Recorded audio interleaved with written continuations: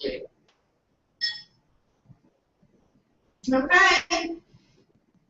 Welcome to Ignite, which is Power Session 9, Make and Receive Offers.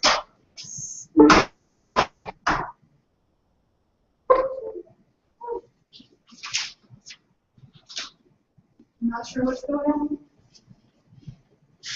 Okay. So let's get started.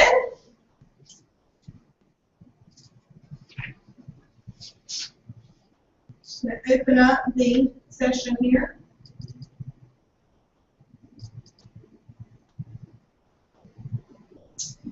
For anyone who would like to see a copy of this Ignite session, you can go to Keller Williams University in kw.com and go to Ignite, and the student manuals are all listed. You can pull one up, save it to your computer, or print one off for future use.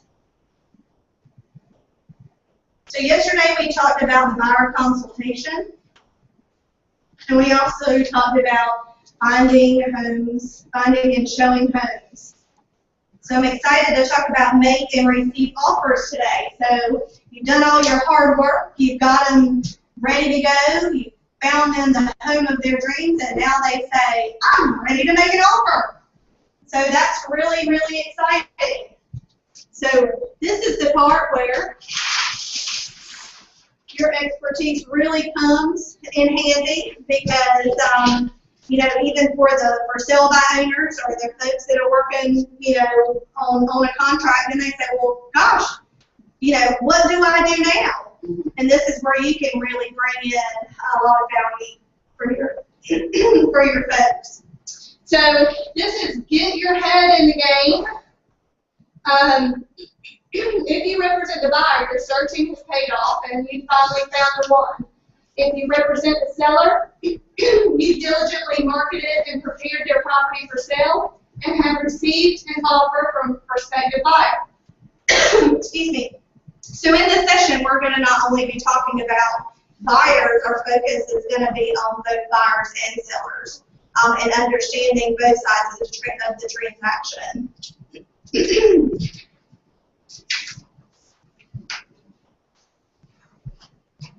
You can hear me.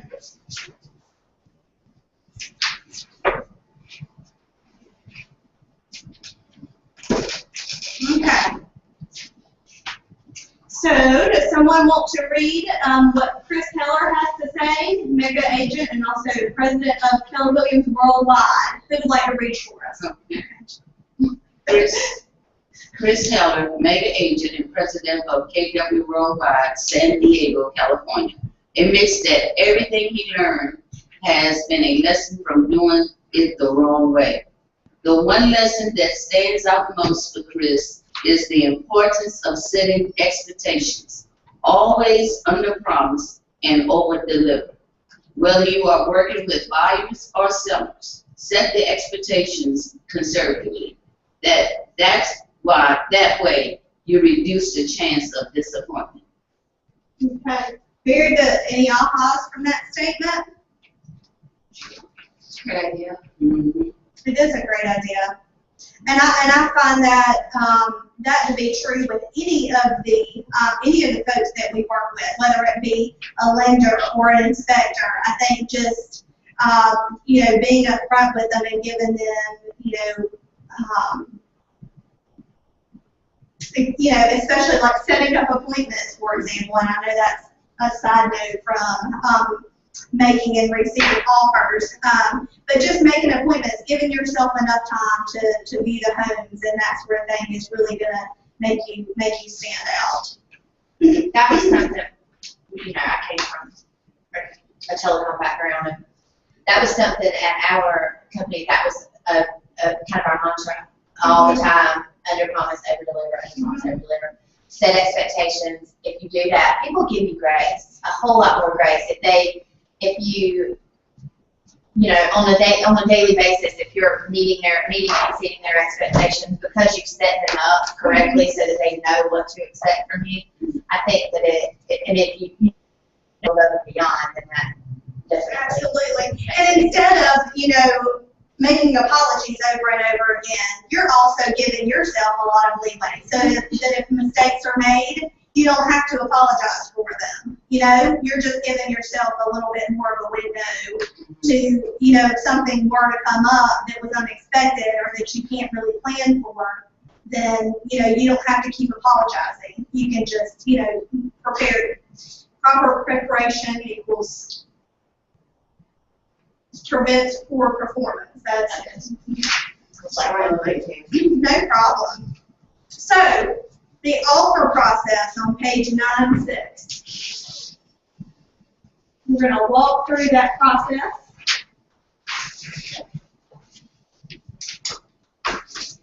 So the first step is that the buyer makes an offer to the seller. The seller responds to the offer in one of 3 ways. They can either counteroffer, they can either accept the offer, or they can reject the offer. One thing I think if someone says, oh, we reject the offer, a lot of times people think, oh my gosh, I can't believe they rejected my offer. That usually means you're not being serious about your offer. Bring me something that I can work with. I don't think reject ever means it's over and done with. And we have to explain that to our folks. And even prepare them, before you go into it, listen, you're making an offer, and these are the 3 things that can happen. If they counteroffer, that doesn't mean that that's the last counteroffer that they will make. If they reject the offer, that doesn't mean they're completely done. So, the whole idea behind making an offer is to come to a win-win situation and to find something that will work. So I would say never give up until you know it's time to give up. Always try to make it work out. So the seller responds and they brought a counteroffer. And then that negotiation goes back and forth until the seller decides to accept the offer. And then once they accept the offer, then of course the contract to close process begins.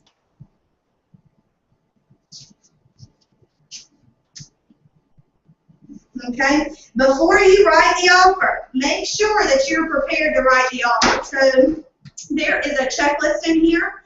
So when they say, oh my goodness, I'm ready to make an offer, you want to make sure that you have all the answers right there in front of you. I think, I've made the mistake of getting, the purchase price and the closing cost and the closing date, but we haven't even discussed due diligence. We haven't even discussed that they want a home warranty. We haven't discussed any of that information. So I think it's really a good idea to sit down with them and use this checklist to get as much information about the offer so that you don't have to keep calling them back or sending them text messages. Oh my gosh, we didn't talk about this. Oh my goodness, we didn't talk about this. I think that you look like a professional when you know every question to ask them right up front. So do use this checklist. What do you need? It says obtain the pre-approval letter. Super important. Don't deliver an offer without a pre-approval letter. That wouldn't be something that I would do. So I would totally get that pre-approval letter from the lender. I know that there are times where over the weekend, maybe someone wants to present an offer and you may not be able to get a pre-approval letter from your lender over the weekend. Just let them know that, hey, they're working with, Karen Russo at Movement Mortgage, and she can't get the pre-approval letter today. However, I do know that they are pre-approved. We'll get that to you first thing Monday morning. Just communicate that to them to let them know that, they are in good standing so that you can quite possibly get that ball rolling. Ensure the property is still available before spending time to prepare an offer. Absolutely. Usually, if you've shown homes and your buyer is ready to make an offer, I'll call and they'll want you to. Hey, let them know that we're considering an offer. call the listing agent and just let them know, hey, if anything else is coming in, please let us know right away. We are considering an offer. And if we do something, we'll probably meet tomorrow morning to write something up and have it to you. And usually it's in the best interest, even if another offer comes through for the seller, that that they would give everybody the opportunity to make an offer. So you do want your buyer to have that opportunity. Produce a comparative market analysis to educate and inform your buyers. I would say that many times when you sell a buyer a home, they're gonna come back to you and want you to help sell it for them when it comes time to move. The last thing that you want to do is not have the information for them and sell them an overpriced listing. Because if they come back to you and you haven't done your research and you haven't done your CMA and presented them with the information, that's a position you might not want to put yourself in. I do think that market value is what a buyer is willing to pay for a house. Are we going to be right on point? We're not an appraiser. No, we won't. However, you could pull a range price per square foot of what's being sold in the neighborhood and just do a quick comparison and see how many bedrooms, how many bathrooms, does it have a garage, and give them a pretty good range of what would be a reasonable place to fall in when this is all said and done. Another good thing too, and it's something that you do in your 10-4 is previewing 10 homes. Mm-hmm. So if you're previewing those 10 homes, often you're going to kind of have a better idea too of what's on the market, what's around, just to kind of get, you're going to be seeing homes, whether it be in that neighborhood or other neighborhoods that are similar. The more homes you're previewing in a week, I feel like the more in tune you are with what's actually out there. Absolutely. And condition has a lot to do with it. And a lot of times we can't see the condition of the home. The pictures look nice and pretty. Right. We can't really tell if all the baseboards are nicked up or, what kind of condition the homes are in. So as much of that as you can do, the better. And it is trying to work out a deal, and you don't want to, if they really truly want the house, and they're willing to pay, then we'll step back. However, we're an advisor, so I would say, just giving them that tool and that information is all that is required of you. You don't have to force anything. They're going to be willing to pay. If you've gone so far as to advise them and they still want to pay what they want to pay, then that's fine. But you've done your job. Okay, we're only advisors. We're not the decision makers. Right. So anyway, I do think the CMA is important. Give them a range. Don't give them an exact figure. Just let them know kind of what homes are selling for in that area and what type of criteria those homes have. Contact the listing agent to build rapport and gather as much information about the seller and the property as you can. Of course, a seller is they're going to hold on to as much information as they can and only disclose, what they're able to or what the seller has said they can disclose. It doesn't hurt to ask. Some sellers say, it's fine, tell them I'm motivated, tell them I'm relocating. So ask the question. If they can't tell you or, then they'll let you know. But I think it is a good idea to ask. Because you are, especially, and this is only if you're working as a buyer agent and solely as a buyer's agent, of course.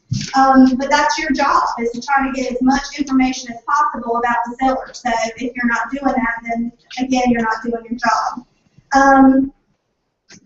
Let's see. Ask the questions of the listing agent to discover what's important to the seller. Now, and sometimes they'll just say, just bring me an offer and we'll try to work it out, But I think asking the listing agent about what their moving time frame is showing that you are being considerate and trying to work something out that is reasonable even prior to making an offer. So you can go ahead and put everything on paper and present it. However, I think taking that extra step is it's just something courteous to do. Hey, we want to try to work this out. What's kind of going on, with your sellers, because my buyers really want this home. However, they want to make it a win-win. So we're just trying to Win-win or no deal. or no deal. We're just trying to make this offer as attractive as possible. Inquire about the activity on the property, such as the number of showings and the time on the market. That's easy peasy. We talked about statistics yesterday. You guys know how to find days on the market.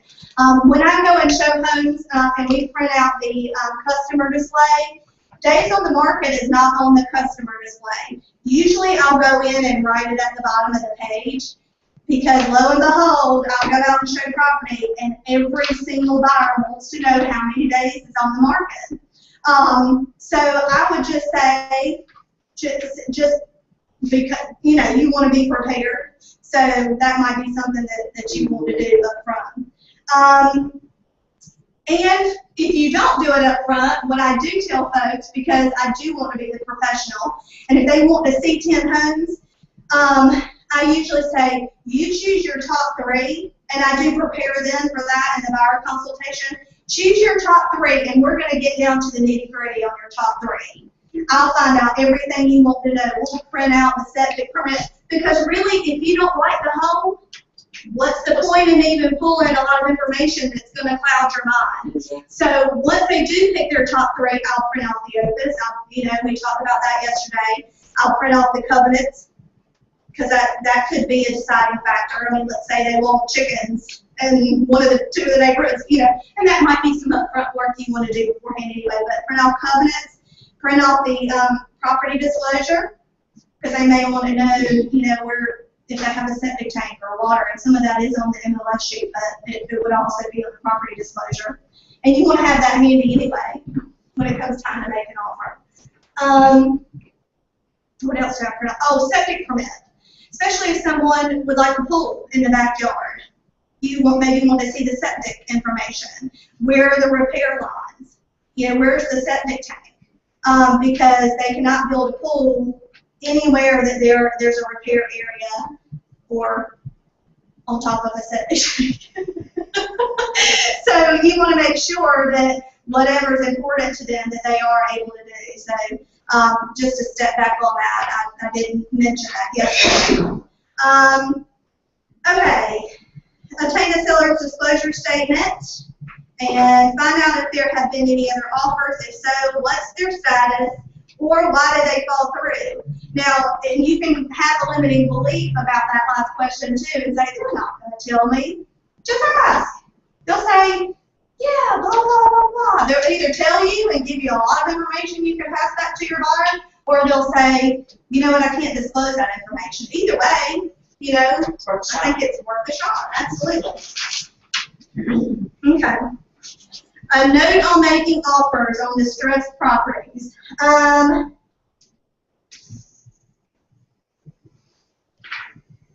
to the next page. That's our checklist.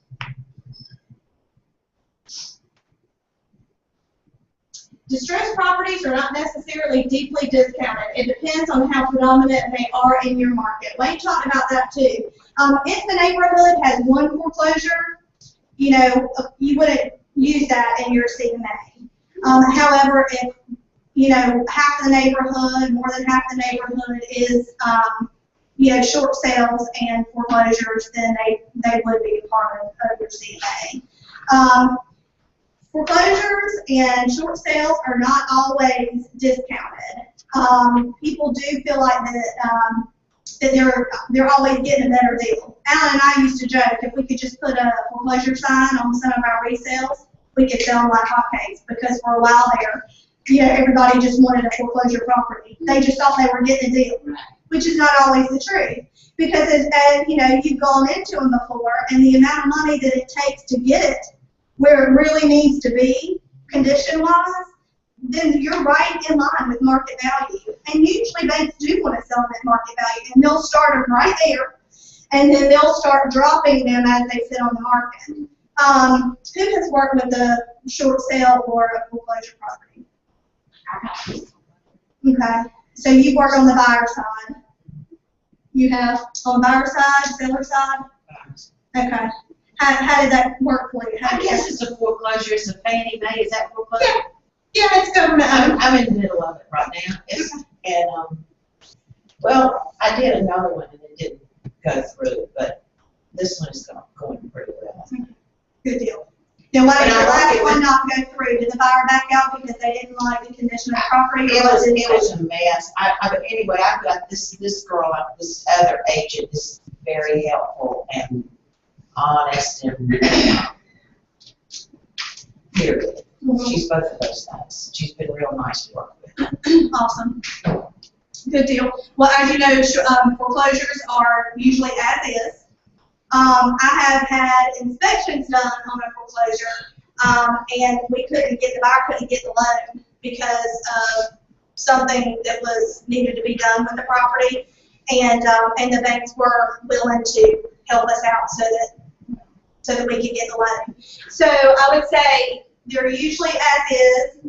If there's a problem with the loan, then repairs can sometimes be negotiated. That's not short sales, there is nothing short about a short sale at all. Other than you are getting it for less than what the mortgage that is owed on the property. But they're a process, and I have found that every time, with a short sale, every time a new offer is made, the seller has to start all over from scratch. So it's not like the bank assigns one negotiator and you stick with them for the entire time if you're on the listing side. Every time you get a new negotiator, so it kind of does a round robin. So it's a new process every single time.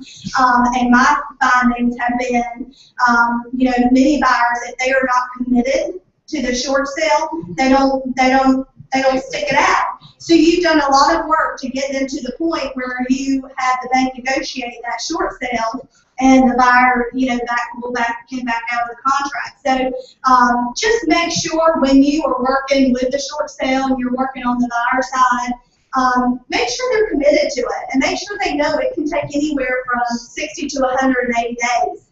And there's no guarantees. The bank can say, no, we're not doing this. It's not approved.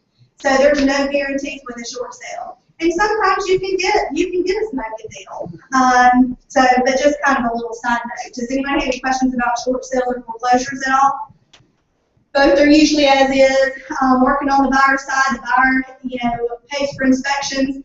Short sale, many times the buyer will have to pay to have the utilities turned back on to do their inspections because the seller doesn't have the money to get them turned on, or they even may be backlogged on their utilities and can't get them turned back on. So just keep that in mind too. Is that true with foreclosures here too? The bank will usually turn the utilities on, and they'll get you to sign something saying whether or not they will. It's been my experience that they do turn the utilities on. Yeah, I used to be able to go to Maryland, Okay. and they had utilities on, but I just might say here, Mm-hmm. we have the buyer have to put them on for so many days. Right.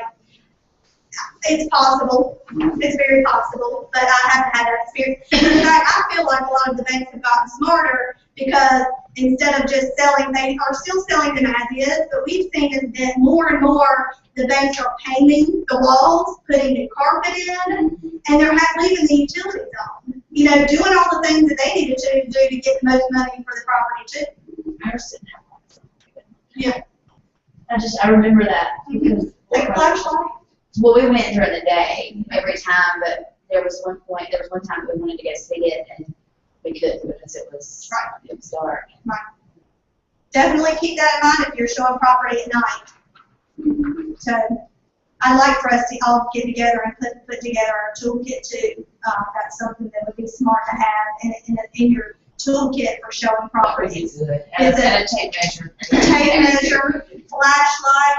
I have a cooler that I take when I'm showing buyers. I'll take snacks and drinks. I don't like them to go hungry. That's a great idea. That's something that I would thought of. That's a really good idea. Just you have kids. Yeah. So, okay. Okie dokie. Write the offer. Everybody's written an offer in this room, so we all know what's going on here. Ensure your buyer knows that all checks, earnest money, due diligence money, are written at the same time the offer is written, and they're deposited upon acceptance. That is true for our area. So please make sure they know. And they'll always ask that. You know, when is my check going to be deposited? As soon as it's signed, the offer signed, your check will be deposited. Okay. All the forms, as you guys know, are in Dotloop. This says bring your laptop and tablet with you when you meet with a client or review the offer and respond online. If the seller's out of the area, you can still present the offer using eEdge and talk them through it by phone. What's the most important part of that paragraph? Do you think? Review the current offer. Review the offer. Please don't send them an offer and I'll go over it with them. So just make sure, I do a lot of mine through Dotloop and online. However, I will call them and we will go through every single piece of it so that they understand what they're signing. So when you send it to them, do you say, I'm going to give you a call at this particular time? Absolutely. Or Absolutely. do you send it right before you're going to call them? So that you're I usually send it and say read through it and let's set up a time to go over to so that we can discuss it before I present it. You don't want to be that real estate agent who says, oh, I submitted this offer and then something happened here and they said, I didn't know that. I didn't know that's what I was signing. Oopsie on you, because you didn't go over that with them. When your buyer makes an offer, they're essentially selling themselves to the homeowner. A cover letter. Okay. This is really interesting, and I will have to admit I have never had, no, take that back. I've had one buyer write a letter to the seller. And it was a situation, and it actually worked out for him, and it worked out very well for him. And the great thing was he was a really super fantabulous writer. Like I read the letter and I was like, oh my gosh, you don't need to change your thing. Just, send it over to him. Do I think this may help? I've always looked at a real estate transaction as a business transaction. I think this could make or break you. It just depends on what the situation is and what exactly your letter says. I think at times it can be a great tool, but I've never seen a letter written back to me. So I don't think that it's something that happens in our marketplace, but I think it might make an impact. In the West Coast, I never did an offer without a buyer. Really? You did what? She never did it all for without a buyer. Because especially at the end, there was like sometimes 7 or 8 multiple offers. And so people care who's going to live in their house, and they appreciate it, and it humanizes it. When all things are equal and you're in a multiples, which we're not right now here, Right. but having that pre-approved loan, and then that letter, I would say about 90% of the time, if there are 8 or 9 offers, I got it.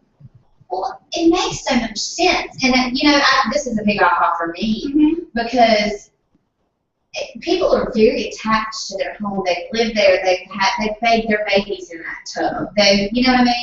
There's so coming at them and humanizing it really, it's not just a piece of paper. This is like another person who wants to live in your house. Right.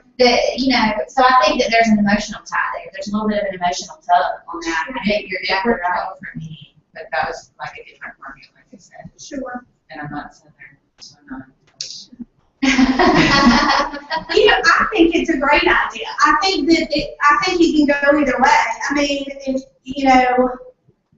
If it's a family who's selling their house and you've got a single bachelor who wants to buy it, is that really going to appeal to them? Maybe not. So I'd say use your judgment. But if you look at what it says too, it says that this is especially important if you're submitting a low offer because it can justify. It kind of helps justify, bullet point why you're making the offer that you are. Sure. So you don't have to talk about. It's not just I just want to live in your house and I love it, but it's I think that there are multiple reasons obviously, to buy it. It highlights why your offer is the best, you know, Mhm. why you're gonna collect your pre-approved, you've already sold your home, or you haven't, I mean, those are all different things that are listed up here. I think it's, I think if you come at it from the right angle, depending You on have to whatever come it at it from the right angle. Like, don't be naughty, don't be ugly. Like, you definitely want to present it with some tact and some, you know, Sure. if you said, oh my gosh, I like where your house is, but that wallpaper is hideous and I'm gonna have to take it down. Like, you have to make sure you're kind. I never had one that wasn't completely supportive. I mean, if they were gonna write that, I would not even get it. Right. But basically, it's like more on the order of like, well, you know, we would be so happy to have our children live there. What a great environment you have created. What a privilege it would be to be able to be in this lovely surrounding you've created. Absolutely. Things on that order. Absolutely. But if it was negative, then we wouldn't do it. Absolutely. So, and I just wanted to make that point. Just Yeah. be sure that, read the letter. Yeah. Yeah. Do not just then, like, read it and make sure that it's good. I like too that it says, include as many points as you can to give the seller confidence that this contract will close on time. Like it said, I'm pre-approved, I've already sold my house, you know, anything that you have that's gonna ensure that the offer's gonna close, because not everybody else is gonna do that, and then this is just a reassurance. And it really is a summary of your offer, you know? Nobody else would. No one else, Someone else, I think when you did did it, stand I out. failed it. I've never seen that. Right. I've never seen that. Be the change. Yeah. Be the change. I mean, I think it's a great idea. I really do. And I actually wrote most Say this. Okay. Yeah. I have done that 2 times. You have? Has it worked out There well was for some you? class we took last summer that somebody said do it, and I was in the middle of, you remember my old $13,000 townhouse that I loved passionately, Right. and it had 2 people that wanted it, and they loved it just like I did. And I really didn't know which buyer to recommend to do that. I mean, I did not know anything, so I just said, the class suggested it, and like the next day I said, write a letter and tell them why you want it. And they did, and it worked out real nice. I've only other done it one other time when there were 2 offers on something. Right, right. But So multiple situations, that's when I've used it, yeah. multiple offer situations. I had a buyer just recently to offer to do it, but I never did do it. But anyway, I like it. I mean, I don't see it very often. so I they were think it just will make really it stand out. good letters, like Julie was saying, they were just really good letters.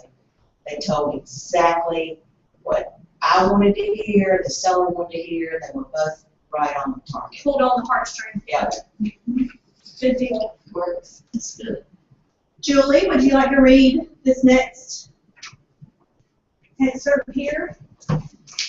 Sean Kokosa, mega agent and buyer specialist on the Kokosa team in Denver, Colorado, often asks his buyers to write their own cover letters to the sellers. In these letters, they outline why they're making the offer and what it is they like about the home.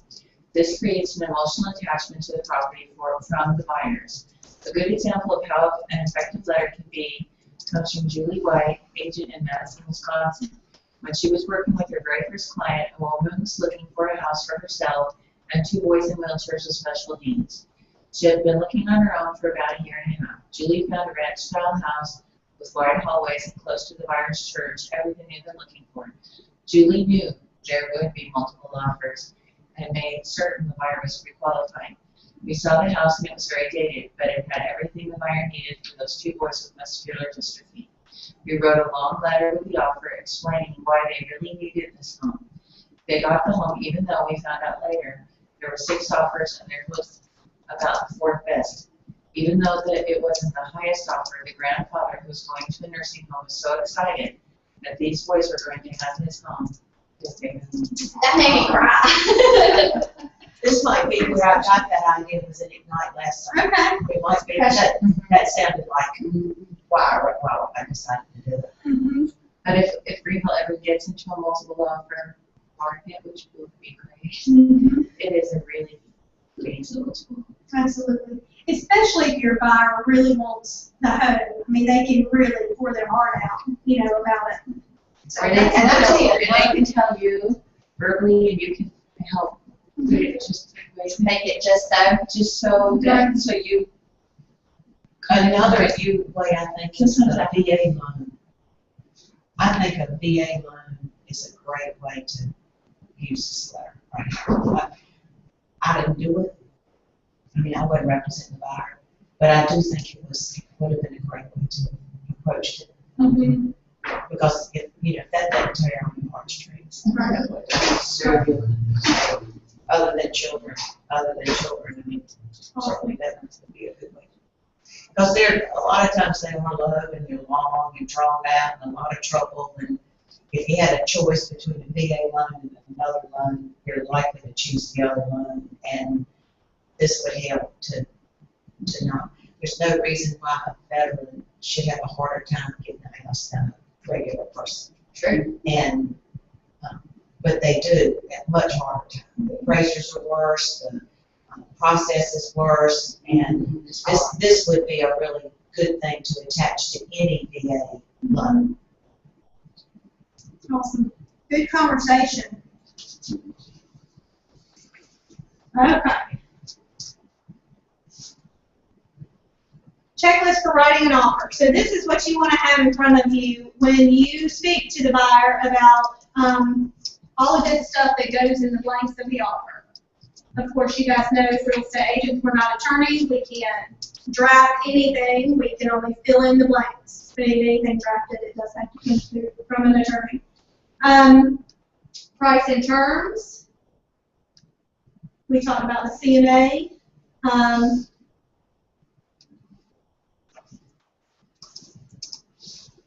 Seller's disclosure. We also, I don't know if you guys do this on your listings, but I think it's a good idea. I think the more knowledge a buyer has about a property, the more informed they are, the more easily they can make a decision. There is a way to attach all kinds of documents to the MLS. So when representing your sellers, try to attach, I would attach the seller disclosure, the covenants, if you've got a survey, any information, if they've got great utility history, attach that. I think it really is informative. So when I do go and show a buyer a property, I just print off everything from the MLS and give them a big old packet of information to help them make a decision. With the utility history, be like a copy of the bills. You can Or is call there- Greenville Utilities here. They'll just give you a printout of utilities, and you can either take their form and upload it, or if you wanted to convert it, I've seen like many agents who will brand utility history. They'll put their logo at the bottom and put the utility. I mean, it's just however you want to do it. They'll put it in their home books. So anything really that's attached to your MLS too, you can put it in your home books if you do that sort of thing too. Get your seller's permission before you do that, Dave. I would say utility history. Okay, earnest money. How much earnest money do you want to put down? Do you guys know this says determine an amount that would be acceptable to both your buyer and the seller. In many markets, 2 to 3% of purchase price is normal. That's not normal in our market. What is normal? I usually say 1%.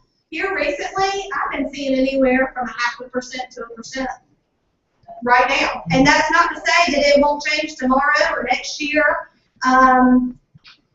But 1% for due diligence and earnest money combined is kind of what we've been seeing, what I've been seeing.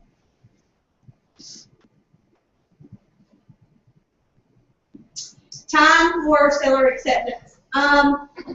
This one's interesting to me. It's so funny because I just recently worked with a relocation from Kentucky, and I did not put time for seller acceptance. And she said, why are you not giving them a limit? And I said, I most certainly can. If you would like for me to give them a limit, we can do that. That's not something that I see very often around here. Can we do it? Most certainly. You know, if your buyers are on a deadline and they need to make a decision in 3 days, well, you don't want the seller to drag their feet, right? So you can most certainly put in a deadline for them to respond to your offer. It's a separate form. It is not part of the offer. Oh, It is in .lu, Okay. but it's a separate form. I didn't know that. So in those situations, like if their house is already sold and they don't want to have a bunch of time in between, in those situations like that, where they have like a pretty specific, where they're coming here, they're going to like, they're relocating. Especially in a buyer's market, I can see where that would definitely, that form will ramp up, maybe seeing that form used more often. But yeah, I mean, let's say they have their 1, 2, or 3, and they're not dead set on one house. Maybe they like all 3, but they're going to start with the one they like the best first. Well, in a buyer's market, all 3 of those homes could be gone like that. So they may want to try to see if they can work out an offer with number 2. So give me 24 hours to respond to my offer. And if they, if they like it, fine, they'll counter offer, whatever. If they don't, they can move on to the next one. But I think it puts a little fire under the seller to respond.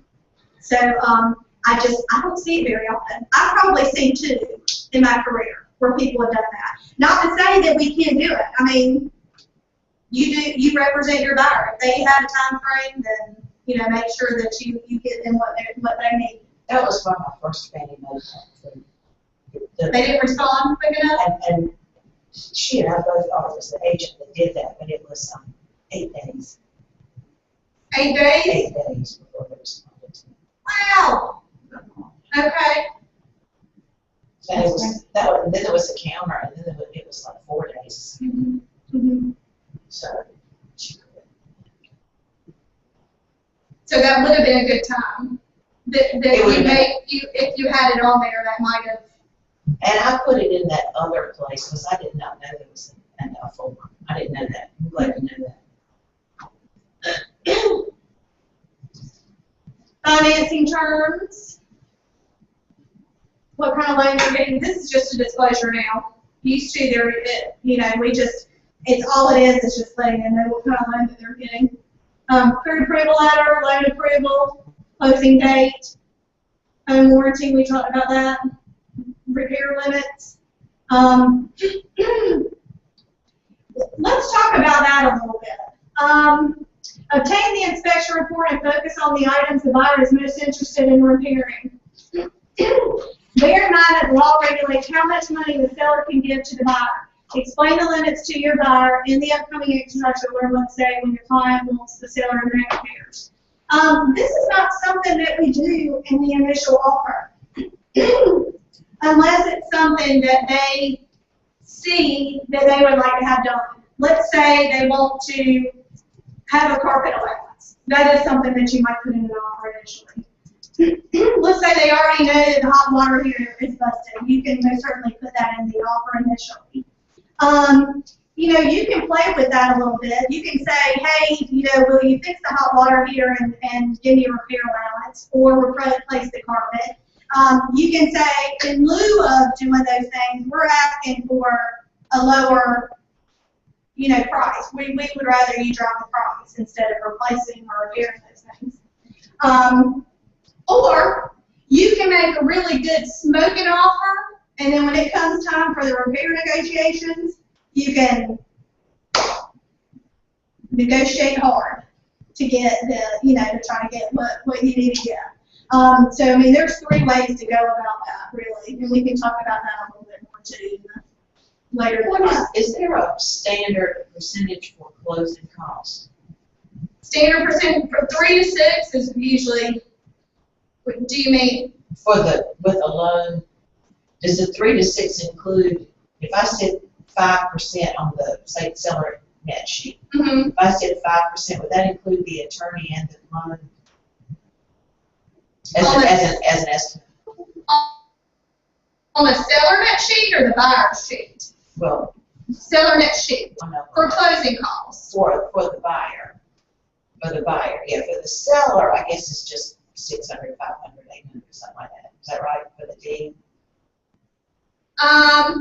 For For the seller net sheet, I think doc prep is like I'm gonna say $200, and then there's some FedEx charges and excise tax, So, and then the commission, and then I usually put a cushion in there. If I'm talking to them before we even have gotten it, I usually put in there some different scenarios, and I usually throw in like $3,000, $4,000.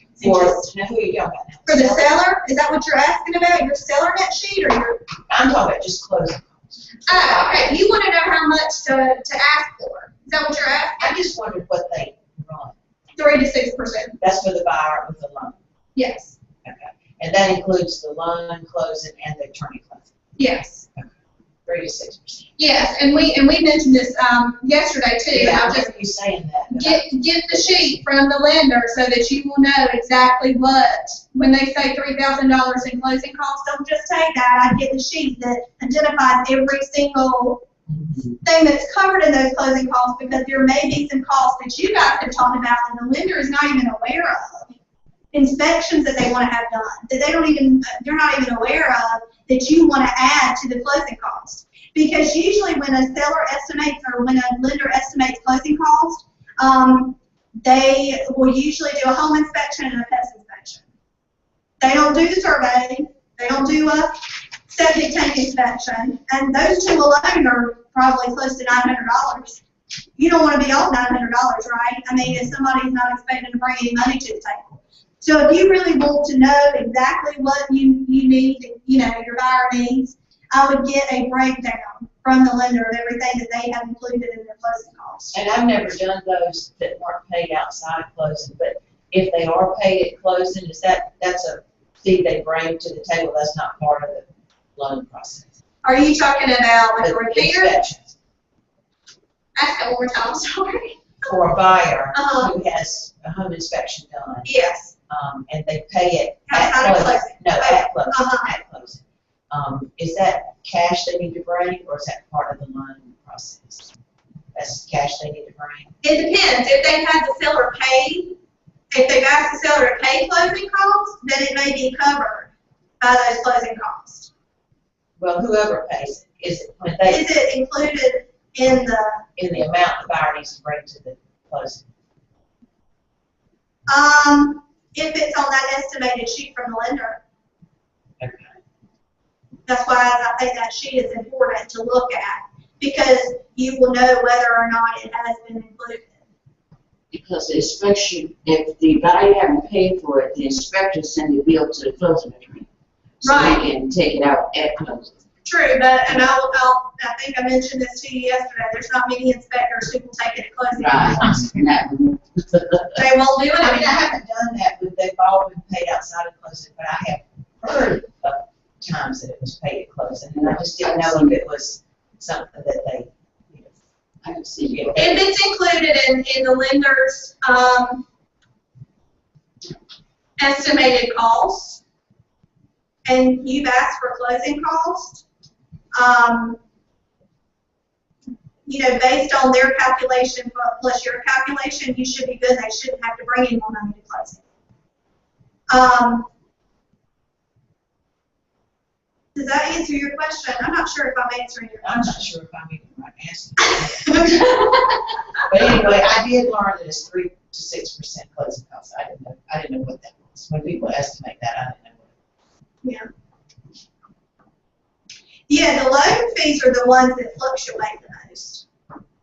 6% period. I'd rather be over than be under.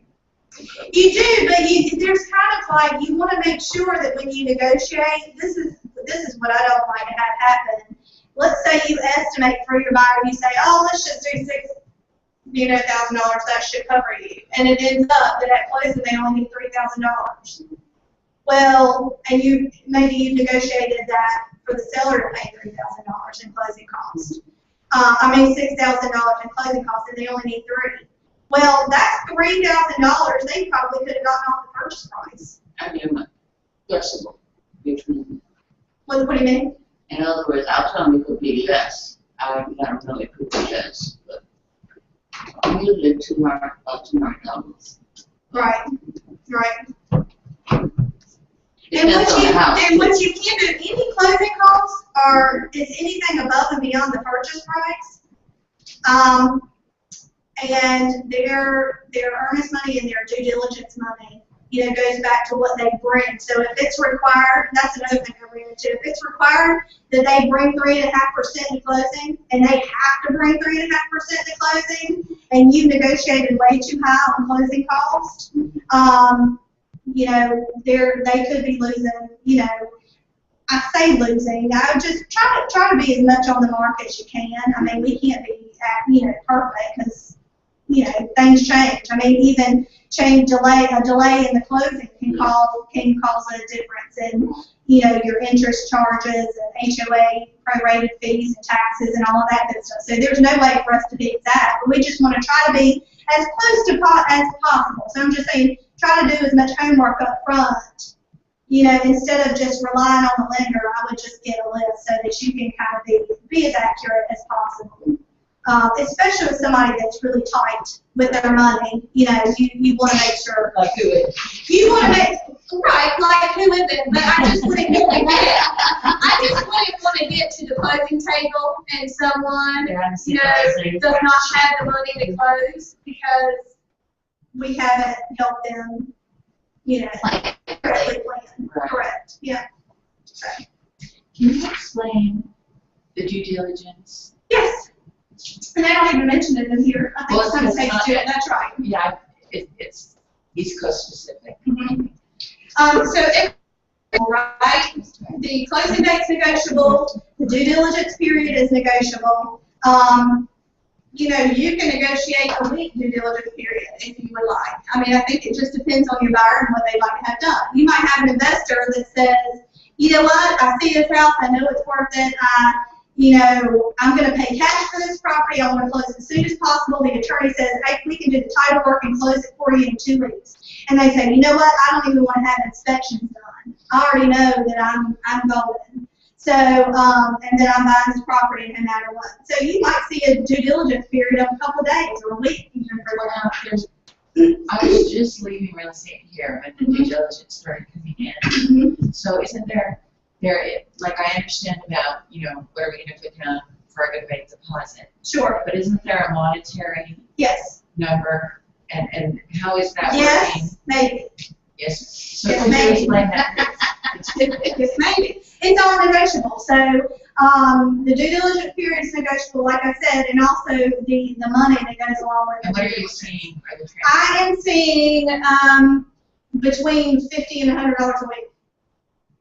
That's what I'm seeing. What are you guys seeing? I've seen a lot more. You see, well, Well, it depends on the it's because of the situations too. Like I had a buyer that, or a seller who had a situation where it was that they only wanted to give a really small amount of due diligence money, and they wanted like 3 months of due diligence time, and I was like, negative. I was like, first of all, we're going to have to cut the time period, and second of all, we want a lot more money because that's time that we're essentially taking that house off the market, and in the middle of April and May when we're having multiple people looking at it. So, they ended up giving us $500 in due diligence, and the due diligence period was still only like 6 weeks. And this was a $200,000 house. 6 weeks. Okay, so $500 for 6 weeks. So that's in the $50 to $100 a week. Yeah, pretty much. So that's what I'm saying. Now, as a buyer's agent, I always go in at zero. Yeah. I'm representing my buyer. As a listing agent, the seller, the contract is hugely in the buyer's favor, okay? Because they can back out for any reason or no reason during the due diligence period. And the only thing that they lose is due diligence money. So they do have inspections, however. They might have their home inspection, pest inspection, the appraisal, all that good stuff. So they would be out, their inspections and their appraisal. But the seller, especially in a hot and heavy market, if that means that it's going to push them back a month or 2 months from being able to sell their house, then the only thing that they have is that due diligence money to make up for that. Well, and two, in the same case, I think this is important. I think for as a buyer's agent, the contract ended up falling through. Well, when they gave, the termination of contract, they wanted their due diligence money back. Well, their agent could not explain to them that, I'm sorry, you don't get your due diligence money back. It's payable to the seller. And the time that that's given to them, they cashed that check. So they wanted that, and they were, but that was their agents. So I think that's important too, because those people had no clue that they didn't get that $500 So back. everybody, wait, I knew that they kept, that seller gets the money. So they didn't tell the buyer? The buyers, I guess the buyer's agent did not tell them that once they give us that due diligence money, it's gone out the door, bye-bye, see you later. Unless they. And again, it goes back to setting expectations. Well, and that's not my Yeah. fault, that's the buyer's agent, and that buyer's agent did not do their job for their clients, to tell them that they don't get that money back. I said next one. It's gone. But I think a lot of agents do not understand due diligence, still. The way that I explain it is that this is what you're getting to the seller to do your inspections, and it is credited. They go ahead and they cash the check, provided you go all the way through to close. That money is credited back to you at closing. If you do not, that money is forfeited. That's why it's important for them to get approved before they go looking. Absolutely. Because they'll lose that money if they get this approved. Absolutely. They still lose that money, Yes. even though they don't get the loan. Yes, that's right. And during your due diligence period, everything should take place. Every single thing. Inspection should happen. You get that inspection report back. The repairs need to be negotiated, and that due diligence request and agreement needs to be signed prior to the end of your due diligence period. All the repairs need to be worked out before that date.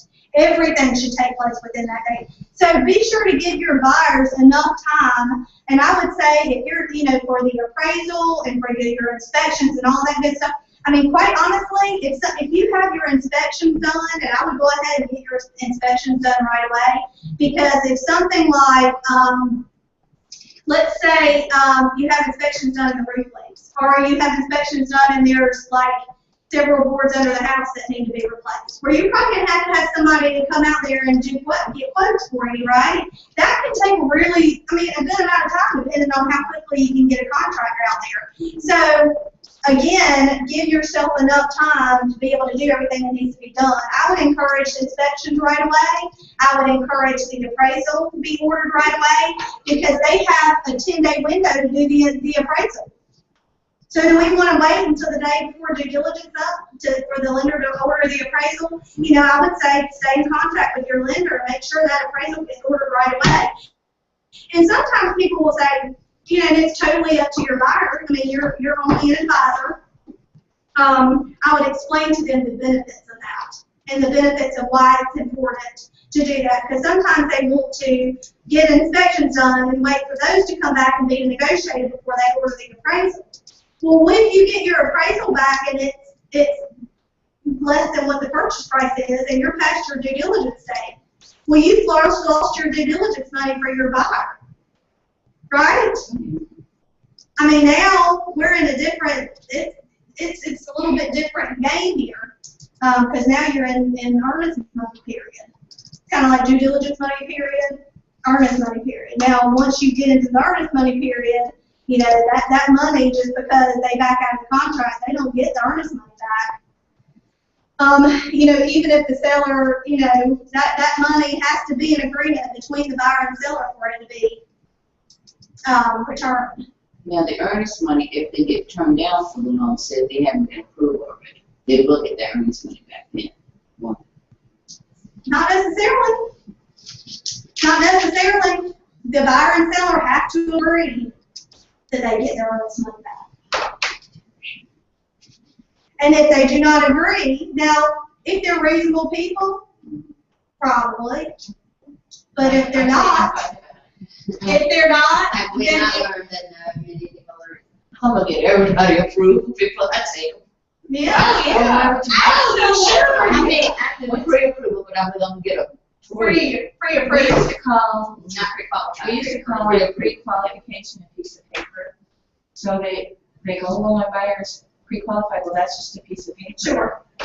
I want them to have submitted full documentation. I want them to be approved contingent upon finding the property, because then we know that we really have a buyer. Right. And that strengthens the offer, because even maybe can get them a lower offer because they know, like, as an example, when I worked in West Coast, totally I sold 202 houses. Mhm. One fell through ever. Right. And it resold and the person got their own money. Right. But they never ever fell out of escrow. Right. And that's because, I mean, I did every wrong thing you could possibly do when I was new, screwed everything up as best possible that I could do. Made every mistake. I mean, I just, put people in the car that I didn't even know they had loan. I mean, I did all the wrong stuff. But you do all the wrong stuff, and that's how you learn the right stuff. You fail forward. Yeah, so once I figured out if these people do not have a loan and they are not ready, and I tried to explain to them, I want you to be in the very, very best bargaining position that you can be in. Number one, we want to know that you can buy that home, and if that seller knows absolutely unequivocally that you can buy that home, they could be much more negotiable with you because you're a for sure buyer and not a maybe buyer. Right. So, and then what happens as agents deal with you over a period of time, they know that your buyers aren't going to fall out. If you've done your homework I agree with that. and you build that relationship, I so agree they with know that. that if Tammy Brock brings an offer, like they go, well, maybe this will work. I'll go, no, this is working. Right. Because we all know that it falls through for two reasons. That either there's a problem with the negotiations and they cannot come to terms with the negotiations, or there's a problem with the loan. Right. And so 99% of the time, that's going to be what kills the deal. Right. So we can't totally control the contract negotiation, but we can totally control that loan is good. Right. And that loan is solid. And we're here to represent our buyers, and what better way to represent your buyers than to prep them and to be them right ready to go to make an offer. So, yep, good deal, y'all. Okay, special clauses or contingencies. Can anybody give any examples of this? Special clauses or contingencies? Contingent to, I must sell my home in order to purchase your home, Right, which would be another reason I have a fully approved loan. I've got to purchase this property, but I am a good buyer. right. Yep, that's a good one. What happens if you do have to purchase a home? We had that happen one time. You mean sell it? Sell it, first. Do you put a time yet? What is the norm? Can't you do? Well, I mean, there's first not, right like, I've had 2 clients that have said to me, we're not accepting any contingencies. Any, 0. No. Right. I think it depends on the market. I don't see it a lot. I think with the contingent offer for a buyer, I don't think that their negotiating power is as strong. And when you have like a market that's a little bit sluggish and homes are not selling in the place where your seller is selling their home, then they don't really feel like it's as a series of an offer, because they're like, okay, well, when is your house going to sell? And maybe, if it's the average days on the market is 150 days, are they going to make their house contingent for 150 days? I mean, I just think in that sense, you may want to just wait until the home sells Or and then present an we used offer. to do a time frame that they had first right of refusal, where it would be an accepted offer with first right of refusal. Right. So If somebody else made an offer. then you get Then bumped. So you either exercise Then it. you say, And I'm I did it not in going this to market here, but it was much stronger at the time. Okay. Whereas, okay. Right, and in a stronger in this market, market, it wouldn't work because it could take. in a seller's market, you can see that may happen, because they might find a house that they fall in love with, and that they're going to sell their house for a price. They're in a price point that's moving pretty quickly, and you presented to the selling agent, hey, look, these houses are selling like hotcakes. We just got it on the market at a price to here. You can definitely promote that. If it is a seller's market, I just think it depends on the market. Yeah, and in a good market, we never even went over 24 hours. So Right. once another offer comes in, you have 24 hours to act or not act, and boom, you're gone. Right. So might be another good opportunity for a letter to the seller from even from the other agent or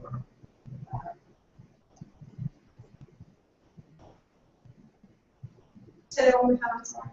that's all. I said it might be another opportunity for a letter to the seller Sure. from either the buyer or the buyer's agent, the buyer, who's the buyer's selling agent. Right, absolutely.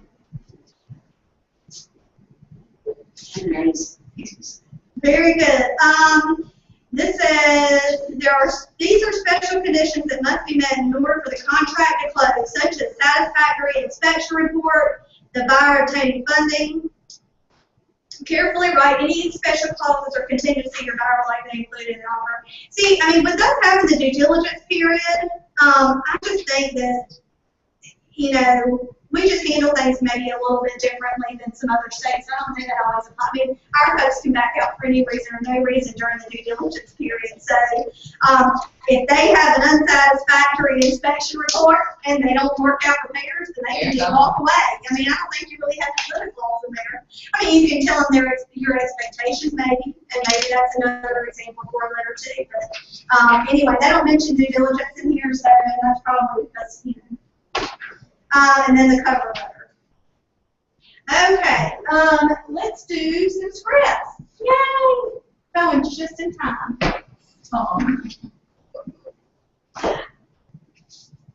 Okay, do you guys want to partner up for just a few minutes and take turns? There is when the buyer wants the seller to make repairs, when the buyer wants to make a low offer. Where are you? I am on page 9-13, and you're up on the screen too. So if you guys want to partner up, and then one person do one script, and one person do the other script. Do you have to pull up?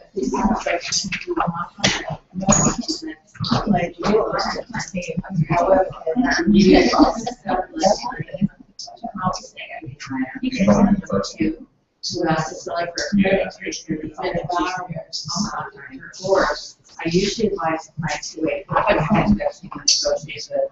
There are 3 ways to actually.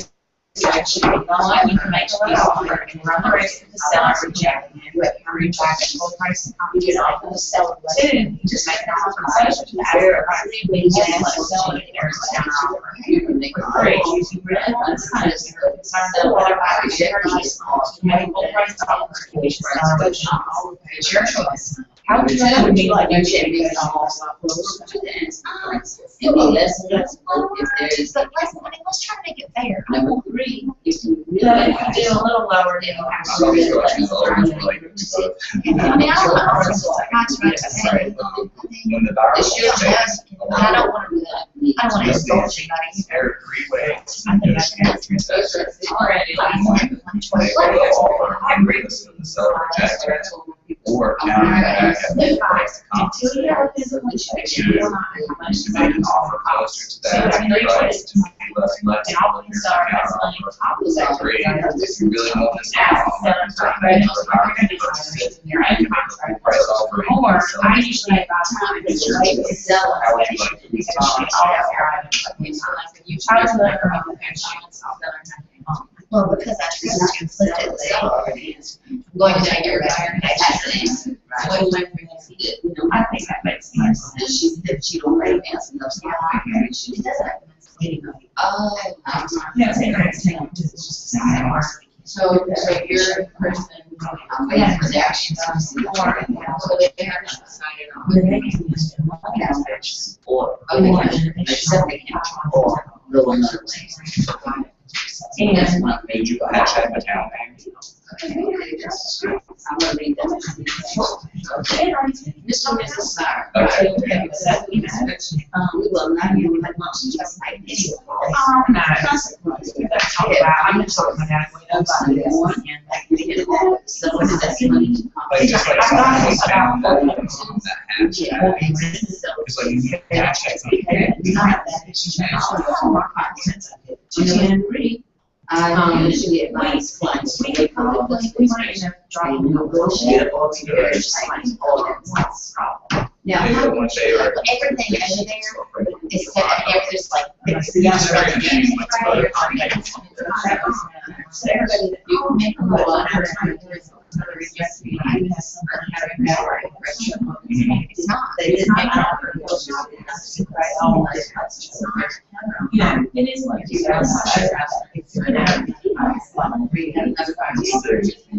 was like, well, And it's an emotion, it's a real emotion. other people that have taken that stuff. So, Okay. You guys all set?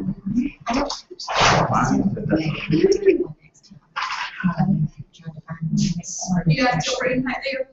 No, Okay. sorry. No problem. Any likes, dislikes, things you would change? Like you just So I did? just told Rowan, I said, I wish I could remember all of those things because that was really a great. Keep practicing that script every day. Well, if you dial in tomorrow morning, you can practice the script on the call. I'm on the call. I ought to do that because I'm not going to be able to come tomorrow. So I ought to do that tomorrow. Okay. You practice the script and if Tina usually calls in, she doesn't have a meeting, so Yeah, I'll be on. you can practice back and forth on that script, and the more you practice doing it with somebody, the better you get. So if you practice, Tina and Sandra have been really working. I just told you my partner. We should have been doing it all. We had agreed to do this before. But We agreed. Okay. So, if your buyer wants to make a low ball offer, ask them, if you were the seller and you lived in this house for a long time and raised your family there, how would you feel about this offer? This helps buyers think about the seller's perspective and come up with a reasonable offer. What I like that when people, and I've been seeing less and less of folks wanting to make low ball offers in our market. However, when I have seen them, I will sometimes ask them the question or encourage them to present an offer that they feel the seller will accept. Do you feel like the seller will accept this offer? No, but we'll present it, and the only thing they do is they're going to say no, or Who asked that question? I ask the question of the buyer when they want to make a low ball offer. I say, I will encourage them to make an offer they feel like the seller will accept. Right. So if they want to want to make a low ball offer, I'll say, do you feel like this is something the seller will accept? Because it's just a waste. It's a waste of time. And a lot of times it really takes the seller off, and they'll say reject, and then you started it like off on a bad note, bad foot. So I would encourage, you want to represent them and you want to do what's best for them, and of course we're advising them. And sometimes you advise them as much as you can, they still want to make a low ball offer. And we still have to represent them and present it on a good foot. I wouldn't present it and say, I got a low ball offer for you. Keep it positive and all that good stuff. You all remember who you work for. Okay, present the offer to the listing agent. So, do you think that we just send an email to the listing agent? Yes. Okay, I just don't have it printed. Do you think we just present the offer? We type it up in .loop, our buyer signed it, and we send it to the listing agent. Do you think that's all we should probably do? Mm-hmm. What else do you think we should do to present the offer? Well, like it says, the first thing, that call the listing agent and say, I've got an offer, it'll be coming in this afternoon. Absolutely. Absolutely. Here's another thing with .loop. I think that we should go the extra step too, because with .loop, I think that we get in the habit of scanning everything in and just sending the offer and sending it without the earnest money check. I think we can even send it through .loop, ask them to play a part in that if they would like. I think there are some agents, of course, we all know that the Keller Williams agents, Keller Williams Point East agents are using .loop, so it's really easy for us to invite one another. There are some other companies that are using .loop, and you can still use Dotloop and be a part of the transaction, even if you don't. But you have to maybe encourage them to play, you know, to use the technology too. And sometimes people aren't comfortable with it, and that's fine. And we'll do it, you know, we'll work with them however we need to work with them. But I think, you know, sending an email with a copy of the documents, maybe even printing off a copy and dropping it off and say, hey, I sent it to you through Dotloop. But here's a paper copy, and you know, in case you need it. I know we want it to be paperless, or you can even ask them, you know, drop off the earnest money check, and just say I sent it to you in an email. If you would like for me to print one off for you, I'd be glad to. You know, I think I've had agents come before,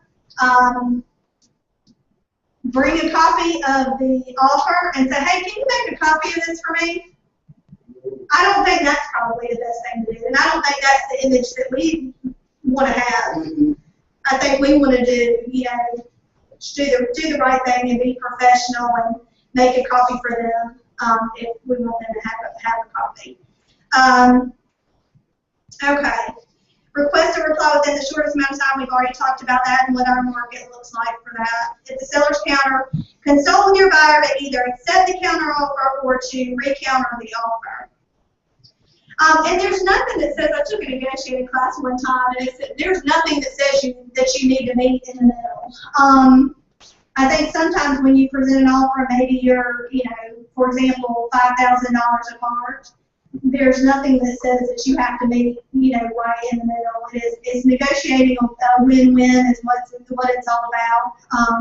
And it's what the seller is willing to sell their house for, and the buyer is willing to pay for the house. So, you know, you're just trying to keep it going until you can't go anymore.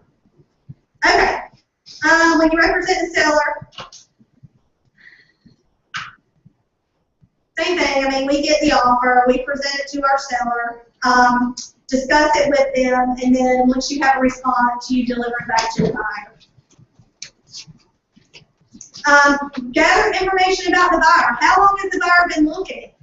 When did they select a particular property? Have they seen the property? How did they come up with their offer price? Have they made offers on any other properties? If so, what happened on those negotiations? Have they been pre-approved by a lender? Do they have anything to sell? If they're from out of town, why are they moving to this area? Of course, you're trying to get the most information about the buyer as possible. You know, ask the questions. You know, the agent will probably be like, why are you asking me these questions? Possibly. Or maybe they want to share. Maybe those are questions that their buyer has said it's okay to share with the seller. So, checklist for reviewing an offer. Be sure the address is on the correct house. That's important. Check to see whether the offer falls in the range of the seller's expectations. I would encourage you, when you list a house, do at least one seller net sheet for them. It will save you a lot of heartache when it comes time to negotiations, especially if there's a time frame. If they're giving you a 24-hour time limit and your seller doesn't know what they can sell their house for, you know, if you've already prepared them and you've given them a seller net sheet, and a lot of times I'll give them 3 different scenarios. I'll give them, okay, if your house is listed at $165 and you're paying $3,000 in closing costs, what are you going to net? Okay, if they negotiate you down to $160 and you're paying $5,000 in closing costs, what is your net going to be? And I'll put all the costs. A seller net sheet is easy. It's easy. I mean, and I have one that I can share with you. There's also one in Dotloop. But if you would like for me to share, you can share mine. It's so easy. And I even you can put due diligence money in there. You can put a repair cushion in there. Sometimes we don't know what they're going to ask for in repairs. But like I said, if I have a seller that's really tight, who is not tight with their money, some people more than others. Some people have said, you know, I may have, you know, let's cushion it $1,000 for repairs, or sometimes, you know, whatever. You can cushion that, and I'll bold the sections that can change. But I think it's a good idea. If you give them one, that's probably better than a lot of people are doing. If you give them 3 scenarios, then they have kind of a range, and they say, I can't go, one of my sellers said, I can't go any lower than this. You know, we're going to negotiate, but give them the information so that they'll, when they get that offer, you have a good idea of, you know, what wiggle room they have. You mean it's agents and listings that don't do a net sheet for self equities? Sure. Really? Wow. Around in DC, that's part of it. You have to do. It's important, but I wouldn't guarantee that everybody does it. Is there a way for Dot Loop to make that like those net sheets that calculate for you? Because there are some that will do the calculations. Mine does. Mine's in Excel. I don't know about that because I don't use that. I know Dot Loop does not. I think that would, I think, what's that other thing somebody used to use? What was that other? there might be some kind of online, I bet there's. There is. Some kind of There app or probably something is. that you can. It was, what was it people were using? I think that one actually did. Was it, Zip forms. Zip forms? Zip forms. I think Zip forms maybe. It Calculate. does, it does. So I wonder if we could add that one. Can we add that to our Dot Loop fire things? I don't think so. I don't know. I called them one day and asked them about that, but, you know.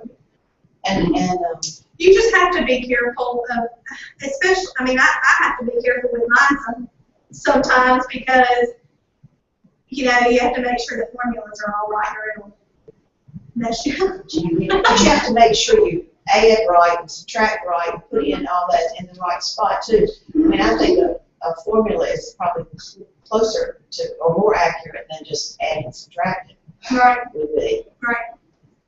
Well, I'll send you mine. It may be helpful. Do you have Excel? I do. Okay. That'd be nice. Checklist for June offer. Where are we here? Price, earnest money, time for acceptance, pre-approval, late approval, financing terms, closing date, and warranty conveyances. We talked about all these. HOA and mold disclosure. We don't have a mold disclosure. We have the property disclosure, which has the HOA piece attached to it. Possession date, our possession before closing. Have you guys used that form? If you have somebody who maybe wants to do a short-term rent back, or you have a buyer who needs to move in prior to the closing date, they're frowned upon, I would say, around here. However, I've done them, and it's usually within a 14-day. Well, the contract says, or the buyer possession form says 14 days from the date of the closing. So I had somebody that had their bags, their moving van in the in the driveway on a Friday, and we waited until 5 o'clock, and it did not close, so we had to do buyer possession, and it recorded on Monday. So in a pinch, you may have to use it. But you do have to be sure insurance and all that is set up. I mean, there's some things that you need to make sure. Okay. So once everyone has come to terms, a lot of times you'll go back and forth and you'll get all the terms right, and then you'll go back and forth on price. Like, yeah, the closing date works, that due diligence is fine, money's fine. Let's focus on the purchase price and get that ironed out. Sometimes it will go all over the place. Sometimes in negotiations, I've even seen, especially if somebody wants closing costs, I've presented an offer and, or I've gotten an offer from a buyer and I'm on the listing side, and I'll give them options. You know, people like choices. How about, you know, and this is something that the sellers want to do. The sellers are proposing these 3 options, and it all nets out the same price. Like you could do, I'm going to show you now what I'm talking about.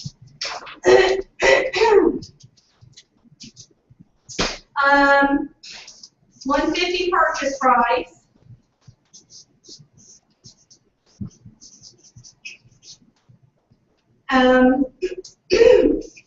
$3,000 in seller paid closing costs, and a $500 home warranty. So that's going to net the seller out what?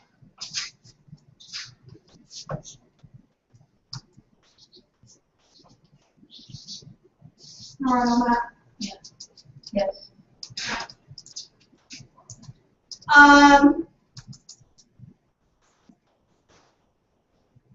Okay, so that's one example. And this, or they'll do,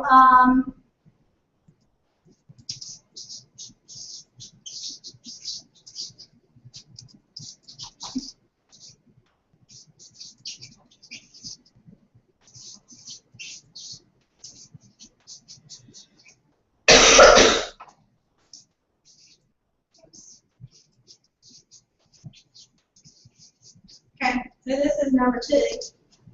1, 2, or you can even have the number 3. You see where I'm going with this? Right. You always net out, you know, this is what the seller is proposing. You can do option 1, option 2, or option 3 would be 140, let's see, 147.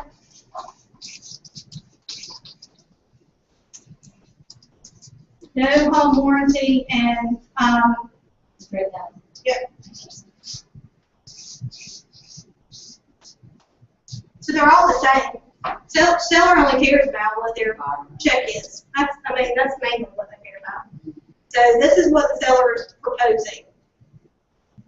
So sometimes that's kind of a way that you might want to encourage your seller to present back. Okay, present the initial offer to your seller. Who would like to read, let's go ahead.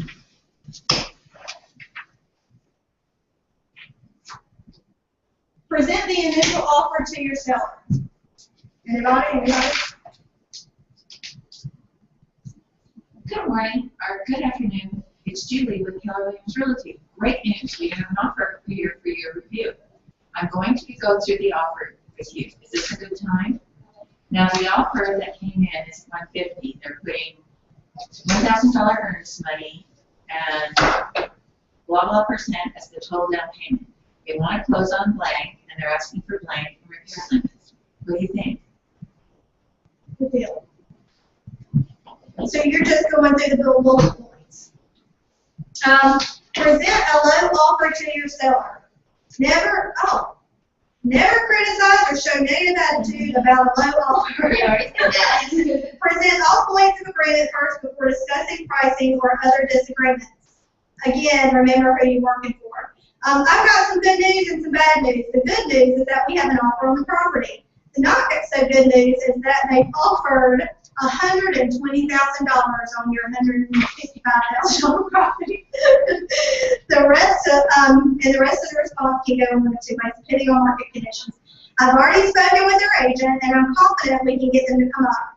So you and I just need to talk about the price we're going to respond and the time frame of the offer. Number 2, your property has been on the market now for 150 days. And the average time on the market for this area is 150 days. So let's entertain the offer. You never know how much a buyer will come up on the price. In fact, about half the time, low initial offers turn into closed sale. We have nothing to lose by making a counter offer, and you may sell your house. And I would say that is so true. If somebody really wants the house, you'll know it, because they'll come on up. They'll get up, they'll get serious. If they really don't want the house, they'll move on to something else. And it really should have been anyway. And I don't really love that saying, but what's meant to be will be. I like to make things happen. But anyway, if they love it, they'll negotiate, they'll come back. Recommend that your client counteroffer. You never know. Let me go down here. You never know how much a buyer will come up. Put yourself in the buyer's shoes. You would want to get as much house for as little money as you can. But if you really love the place, you do what it takes to purchase it, wouldn't you? You have nothing to lose by countering, so just we do. It's your choice. Would you like to counter and see if you can sell your house to these buyers, or would you prefer to reject the offer and continue to market the property? I love that last bit here, because what does this say? Like, if you just said, okay, here's your offer, what would you like to do? Well, there's yes or no. I mean, that really is a yes or no question, even though it says, I'll accept it or I won't. Right. It gives them, there's two options there. Right. Yes, no, and so here you're saying, well, here's what I think we can do. These are some options that, and this is what I would suggest. And it just kind of opens it up for discussion too. Right, right. And I like it because, I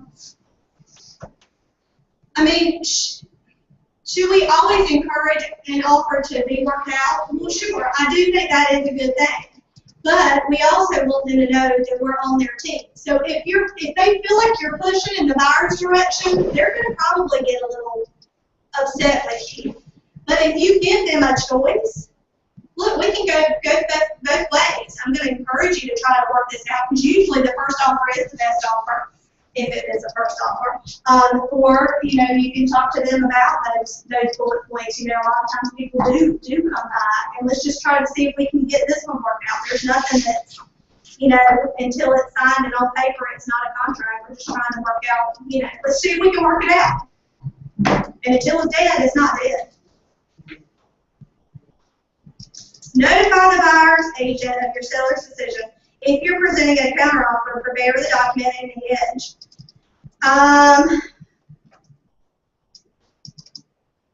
If the buyer accepts the counteroffer, have the buyer agent obtain his or her client's signature. Once both parties have signed the contract, retrieve it, the earnest money, and the option check, which is due diligence, from the buyer's agent. The buyer agent may deliver the earnest money check to the closing company or put it into the escrow account. Okay, and it said check and see how earnest money checks are handled. We see it all over the place here. I would say most of the time the listing agent holds the check in escrow at their firm. There are some companies who get the attorneys to hold the money in escrow. That's mainly what I see. Either, What do you do? as a listing agent, we usually hold it here at the firm. Do you just give it to Lisa? Yes. Mm-hmm. But there's nothing to say that it can't go into the buyer's agent's escrow account. It can. And it cannot be released unless there's a termination or, an agreement between the parties or a mediation and it goes to court. So, I mean, you can't do anything once it goes into that trust account. But yeah, typically we see it going into the listing firm's trust account. Not all listing firms have a trust account, though. And so I think sometimes that's why they get the attorney to hold it in their trust account. So when do we give the due diligence check to the listing agent? You're working with the buyer. When do we give the due diligence check? You deliver the offer. When you deliver the offer? That's what I've got. I'm just Okay. thinking. You can. You can. I think that if you want to, err on the side of caution, wait until it's signed. Yeah, okay. And the only reason I say that, usually they'll hold it until it's signed. The contract is signed, but you don't want the listing agent to go ahead and send the due diligence check while you're in negotiations. So I think the safer way would be to, wait until Can't you you're just in give the them a contract. copy? Give them a copy of it. Yeah. But if you're going in at zero for the due diligence, then there's not going to be any upfront due diligence money anyway. So not until you get it signed. And also, I just heard they are changing our contracts right now. The only thing that you sign for on the offer is the earnest money, and you have to have a separate form for your due diligence money. And I would get something signed saying that they received it. The seller would actually sign sign saying they've received the due diligence money, not the agent. Because usually wherever the escrow check is going, that's where it would be signed. However, the due diligence money, the due diligence money needs to be signed by the seller saying that they've gotten a copy, gotten the check. Okay. Present a counter offer to the buyer's agent. Anybody want to read? I'll read it. Okay, Heather. Good morning, this is Heather Staff with Keller Williams Realty. Thank you for your offer. We appreciate it. It was quite a bit lower than what the seller had hoped. The sellers have come back with a reasonable counteroffer that should work. The seller is countering back for $160,000. The rest of the terms in your offer are fine, except for the due diligence time period. This is something that will work for everybody. Your buyer is getting a home within market. The seller is selling at a reasonable price, and we can all move forward to get this closed. Wouldn't you agree? I like that script. Mhm. Again, it's not yes, no. Right. It's not, I think this is good, and you're coming at it from, I think that we've got a win-win here. Yes, exactly. That's what I got out of it. And also, it doesn't matter what kind of offer they bring you. I don't care if it's full price. I don't care if it's $50,000 below market value. Thank you for your offer. There's no reason we shouldn't be courteous when we get an offer. Thank you. I appreciate it. It was quite a bit lower than what my seller had hoped. And then everything was fine. Something that will work for everybody. That's the win-win right there. Win-win or no deal. So I do. I love that one. That is a nice little saying. Mhm. Always say, I don't care what kind of offer you get. Please always thank them for bringing it. Okay, set the stage for positive negotiation. Whether you represent a buyer or the seller, the goal is the same, to kick off your negotiation process that is positive, efficient, and ultimately leads to a win-win agreement. Ideally, if the listing and the offer are priced right, the seller will accept the buyer's initial offer and move directly into the contract close process, bypassing any negotiations on price. I had that happen recently. I got a full price offer. It was a good offer. My seller said, yes, I'll take it. I was like, awesome. It's also possible that the seller immediately rejects a buyer's initial offer. Perhaps they received and decided to accept a more attractive offer, or the offer was simply too low. In this case, the buyer's agent should press forward to see if no really means no deal. However, the most common response to an initial offer is for the seller to counteroffer. This is a sign that the seller is interested in the buyer's offer and has extended an invitation to negotiate. While you cannot control or predict the actions or decisions of the client or the agent on either side of the deal, you have to complete control over what you say and do in the effort to influence a positive negotiation experience. That's what's important. I've had some negative experiences. And it's, you know what, we are in this together. We are all agents together. And I think agents of Keller Williams Voices, we want to have a good, awesome, positive image. And the best thing that we can do is, It's part of culture. it is part of culture. Absolutely. Please, I'm just saying, I've had on the other end of the line, I've had some not so great, very crass things said to me, and we don't have to go there. It doesn't have to be. It doesn't have to be that way.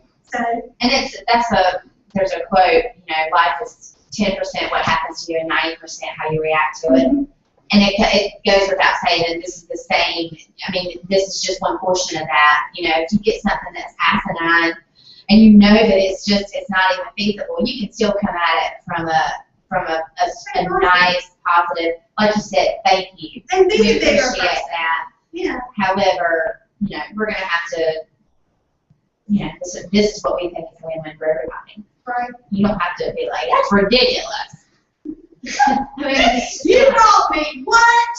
Why don't you tell your people to come back and bring me something? Yeah, they can. Customer service focus, which is the win-win, integrity, customers always come first, commitment in all things, communication, seek first to understand, ask the questions, creativity, ideas before results, teamwork, together, everyone achieves more. Trust starts with honesty, success is results through people. Life Force CGTs. Recap what we've done. We stepped through the process of writing, presenting offers when representing a buyer. You've learned how to receive and respond to offers when representing a seller. You've practiced scripts you can use with clients and co-op agents on both sides of the transaction. Anybody have any questions? Okay. Any ahas? Plenty? You got one? Yes, about the due diligence and the, earnest money. I thought they could get that if the loan was approved. Mm-hmm. Have to overcome with the check the first. Right. Oh, yeah. That's a big one. Learn if no really means no, right? Because a lot of times that's not the case. But if it's not, we're not gonna worry about the outcome, right? We're gonna do the best that we can do. Anybody else? Well, I mean, several things. Keep writing letters, means? I like that. But I like that, I mean, I appreciated the information about the negotiating. That was a good reminder. Good deal. And all of these Ignite sessions, I mean, I can stand up here and read through here, and we are just, I mean, that's what these are. These are mastermind sessions. It's not about any presenter getting up here and presenting. It's about all of us getting together and talking about our experiences. What's going on in our market? What can we do to improve, our market center? What can we do to have a more positive impact, in our community? So, I mean, I think, please, I encourage you guys to come to as many and watch as many of these as you can, because it's not only going to strengthen you, I mean, as far as the team building, you're going to learn, what we should do as a team, because we're going to talk about it, and we're going to, get input and all that to strengthen our team and our core and make us even bigger and better and more fabulous. So thank you for being team players. Thank you. No, look at the screen or something like that. Like you're teaching. Oh, Yeah, like for real. Yeah. In fact, if you stood over in front of the screen a little bit more, Now you have writing. now you're in the light. Yeah, that's good. But that's good. I want you to, you want me to have like my face? yeah, I know. I want you to look at the screen and talk about You want me to point? it. Yeah. Okay. That's a bad point. I don't want you to point like that. Yeah. It's like, I don't know what I Say said. that again. That's good. Yeah. Everybody's in the kitchen. All right, go one more step over. Okay. Now look at the screen. Okay. And start talking about stuff. Yeah. Okay. Positive. I'll Just keep read further study. For a more in-depth look at making and receiving offers, see Buyer Mastery and Seller Mastery. Was that good? Perfect. I have those in my office. So yeah, I mean, the more that we get together, and it's more team building. So I appreciate you guys, and I think this is my last session of teaching. So I look forward to seeing you guys as a Unless I'm classmates. grabbing for another one. Oh. I haven't put one out yet, so don't count yourself out just yet. Take your time. Okay, make sure you guys get some of these folders too.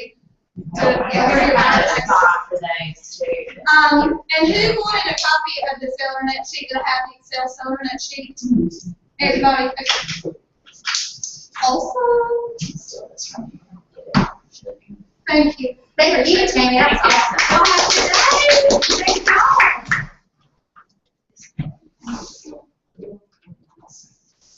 Thank y'all. I guess my power package disappeared. My orange. I think. Yeah. Oh, you do?